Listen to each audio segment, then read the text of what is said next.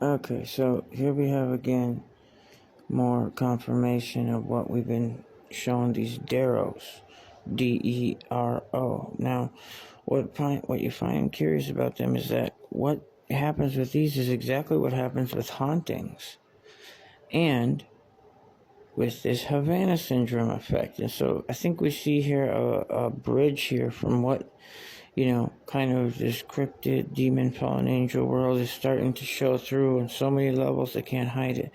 I mean, they literally had to use every bit of their media power to try and flip the page from how Donald Trump glitched out when he was yelling at that reporter on the plane, and they did the whole Miss Piggy thing the next day. That was all to help him, because they're not people. And that's the main thing, is keep the bit going. So back to this. These are the ones, I mean, you can see why they don't want people to see what they really look like. Then they're going to get chased right back into the caves, and they'll have the rocks to fall on them. In my opinion, that's what's happening. And they want to be stubborn and hold out. God knows that's coming. It's no surprise to him.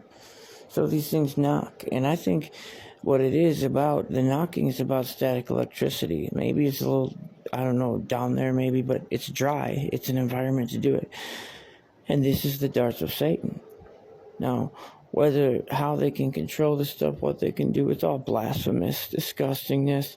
But I believe it has something to do with intention and the residual leftover things they still have in common from their first time they were created, from when they were created, or their memory and stuff like that, or recreating it. Perhaps that's why they're always creating these electronics, because they're trying to create something more like what they used to be. I think that the more disgusting and the longer they age outside of God's will, he set a cap at 120 years. Everyone always takes that. No, that's because immortal alchemists, that's fallen angels. He knew that people would cross over and do this.